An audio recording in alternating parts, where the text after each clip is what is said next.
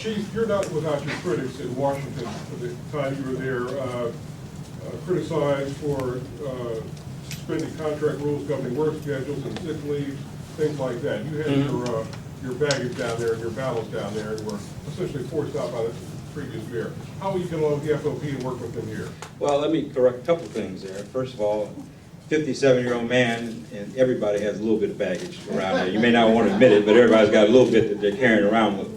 So that doesn't make me unique in that sense. And secondly, I wasn't forced out. I mean, we had a new mayor, like any mayor.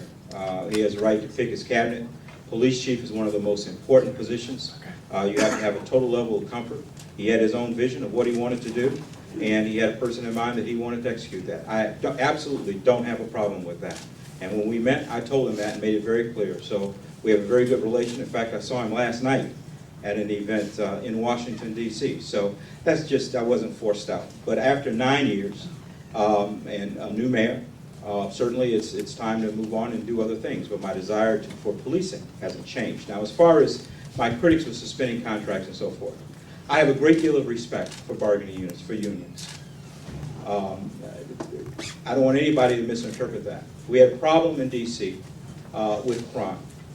There have been occasions when I've had to suspend certain parts of the contract that affect staffing. In other words, normally in the contract, you have to wait in D.C. anyway 14 days before you can reassign an officer to another shift. Well, if crime doesn't wait 14 days, if you've got a serious spike in crime, you've got to do something, you've got to do it now.